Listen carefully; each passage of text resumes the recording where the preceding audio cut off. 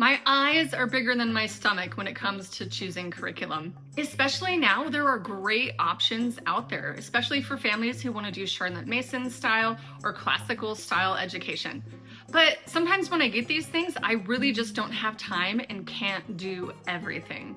I really wanted to squeeze this all in, but I just can't. I can't do it all. So I didn't do some of these curriculum, not because they were bad. They were very good and I liked them a lot.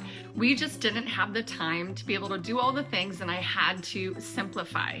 Today I'm going to talk about 7 curriculum resources and studies, mostly Charlotte Mason or classical style, that I wanted to work so badly, but I was just unable to do because I didn't have the time. At the end, I will tell you how I would use these things if I were to go back and start homeschooling all over again. Number 1 is Gentle and Classical Nature Study. This one is so pretty and super sweet, and I was so thankful I found it and was so excited to jump into it. So this is a science nature curriculum. It's Charlotte Mason inspired, classical inspired, and you could use it for your young elementary kids. There are lots of book options and journaling options. There's even a little workbook if you wanted to use that. And it was just a sweet, simple guide that included all the things you would need for a Charlotte Mason nature study. I feel like it's more Charlotte Mason than classical, but it's unfortunately, we got like maybe into 2 lessons. We did not get very far with this, and my boys didn't love it. I think my boys were about the right age for it, but I feel like it would fit just a different kind of kiddo, or it would fit a bunch of girls. And my daughter probably would have loved it when she was younger, but it just did not work with my boys. And the other thing, like I said, we didn't have the time for it. I had other things we were doing and I had to prioritize some things.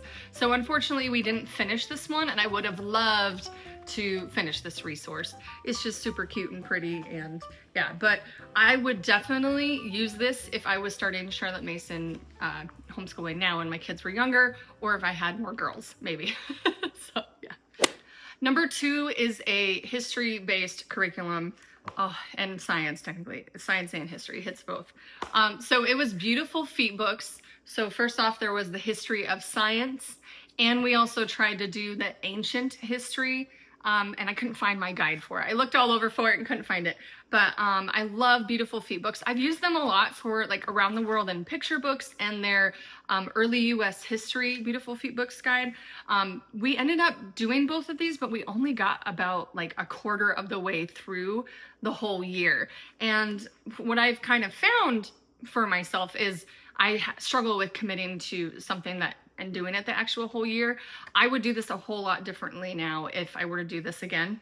But what we did do was great. I really loved it, but I had just too much on my plate and I had to let something go. And maybe if I had been more disciplined and could have like made sure we did it every week. But again, I feel like I was just trying to do too much and may have had more than one history or science at the time. But what I would do now is I wouldn't do science and history at the same time, like, in the same week. A lot of the curriculum we've used in the past, it has like 1 or 2 days of history and 1 or 2 or 3 days of science, and you do that each and every week. But we don't have time for history and science every single day. So we were moving very slowly through a lot of our curriculum, and I just didn't have time for, several history or science curriculum. But what's helped now is we focus on history for 6 weeks, and then we stop, and then we focus on science for 6 weeks. And I feel like we're gonna get a lot more done that way. We're gonna be more consistent that way. And I wish I would have, discovered that earlier and would have not tried to cram it all into 1 week. But, it is what it is. And we had a great time homeschooling in the early years, but that's definitely something I would change if I were to go back and start all over again. I also like not doing them both at the same time, because then you can dive more deeply into one or the other, and you can also integrate other subjects with it, like writing or geography or something like that. So that way you're not feeling like you're overwhelmed and trying to do too many things. I loved beautiful feat books, loved the ancient history one, and the history of science one, and I would highly recommend them as resources, but we just didn't get to finish them. Funny Cats and Dogs by Corbin. I want to play outside. I want somebody to play with me. I do want to play with you. Do you want to eat ball? Yes. I don't want to take a bath. The end. The end. Yay. Good job. Number 3 is draw and write through history. And as I was digging through my curriculum stash, I found 3 of these. And have I used any of these? Probably not. I think I've added them to my cart every time we do it. You know, there's like ancient history, medieval history, and then modern history. So I have all of the like time periods, but we've never actually done it. So again, this is probably me not being disciplined and actually putting it into the plan. I love the idea of these books. They're so good. They're so good because I had a few kids who enjoy drawing and some that don't. So that's why it was kind of hard to fit in, I think. I think I also forgot I had it and just didn't pull it out, or I kept looking at it being like, oh, we need to do that, and I never did. But I would have loved to do this. I think it's a great resource. It goes along with copy work, handwriting, narration, and drawing, and then it helps you kind of like understand different aspects in history. So I might still use this. I might try to see if we can use this eventually someday, but this is one I wish I would have made work sooner. Before we continue on, if we haven't met yet, hi, I'm Ashley. I am a former English teacher and a current homeschooling mom to 3 kiddos. They're currently aged 10, 12, and 14, almost 15 at the time of this recording of the video. Welcome to Joyful Noise Learning, by the way. So here I love to help encourage you and grow in your homeschooling so that you can find joy in your family and in Jesus. I love to talk about Charlotte Mason inspired homeschool, tips for the easily distracted and scattered homeschool mom, as well as biblically based curriculum. So I'm glad you're here. If you'd love to stick around, I'd love for you to hit that subscribe button and or share with a friend. So let's get back into it. Number 4, I think we're on 4, is this little book right here. It's not little, it's kind of big, but the 501 Spanish Verbs by Barron's, the Barron's Spanish book. This is such a cool book. And if you're into teaching your kids foreign language or Spanish, I have several videos on my channel about other Spanish resources and curriculum, which we've used a lot. But I never really did this for very long. I think we did it for 2 weeks, maybe 3. This is so cool. Futuro. My goal for this one was to pick a word, learn it, and then use it in our conversation throughout the week. And then next week add another one, and then the next week add another one until we had a more stronger vocabulary. Perfecto. What else is there?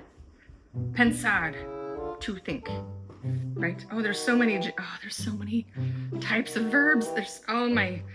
And the reason I wanted to do this is I myself know the basics in Spanish, but my vocabulary can always increase. So this was going to be helpful for both my kids and myself, but I was not disciplined again and did not fit it into our week, and I dropped it much sooner than I probably should have. So this is a great resource. We currently are using Duolingo and BJU Press, but if you're looking for something like this, it's a great resource that maybe you would use better if you're more disciplined to actually use it. So I'd recommend this one. Oh, 7 simple tenses. Ore, oreemos, ories, orean.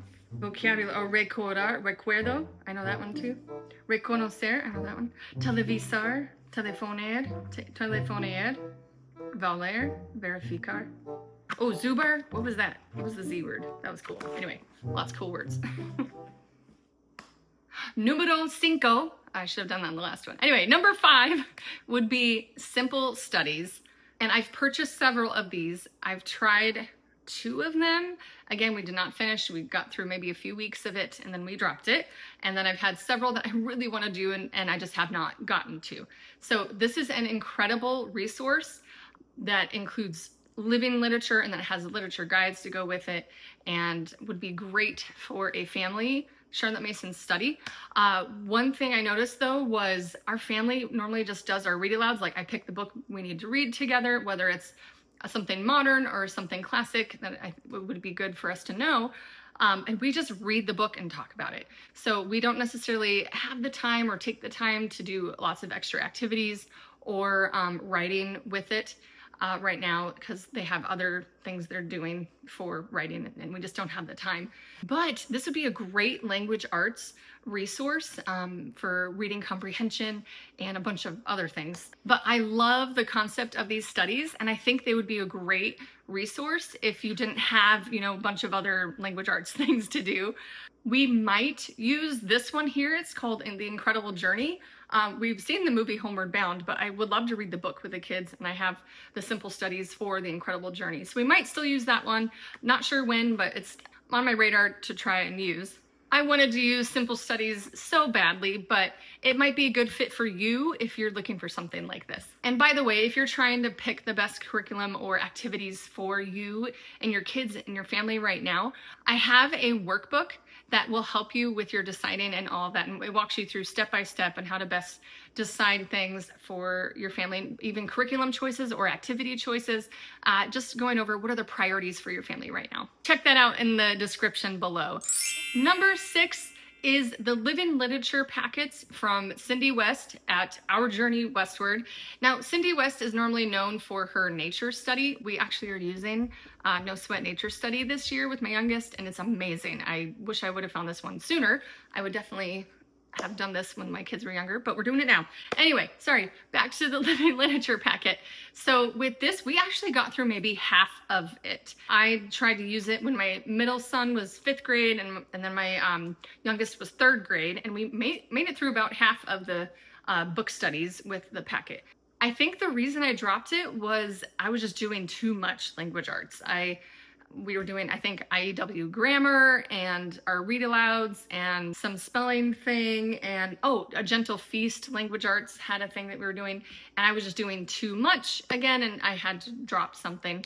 But this could be a great resource, and I would definitely recommend it for 3rd through 5th graders.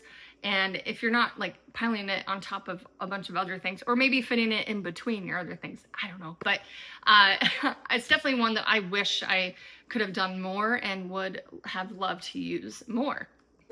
And that brings us to number 7, our final one, which is the Cottage Press language lessons. This is so cute. I love it so much, and I wanted to make this work. I think, again, this might have worked for my daughter better than my boys.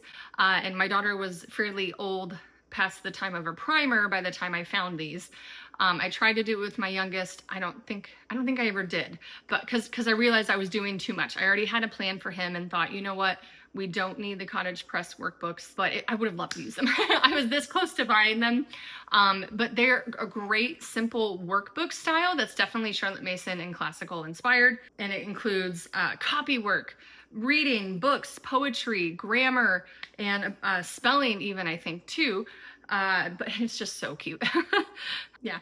Again, I think I just found it too late. It was stuff that I was already doing with my kids, with other things that I had pieced together, and I felt like I didn't need to purchase the resource, but it would have been great to have used when my kids were in kindergarten and 1st grade. So I would highly recommend it if you have a kindergartner or 1st grader to jump in and try this one. I think it's great. And yeah, it's definitely good if you just pick like one language arts and you don't pick more than one, because then you'll be doing school all day, and that's no fun. Nobody wants to do school all day.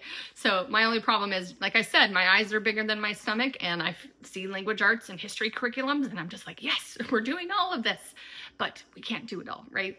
And finally, what I've learned over the years with picking curriculum and teaching my kids these last 12 years is that you need to just pick something and go with it and be confident in your decision and not try to fit in too many things. Just trying to stick with it and be consistent. I've heard it from several other mentor homeschool moms of mine that they've said the best curriculum out there is the one that gets used, and it's not necessarily whatever, whichever shiny thing that you see on YouTube or on Instagram that day. And don't try to do too many multiple curriculum. Just pick one, like I said. Try to keep it simple and not try to squeeze everything in. I'm still working on this. I haven't mastered that very well, so I'll let you guys know when I figure that out, but I'm still teaching that to myself for sure.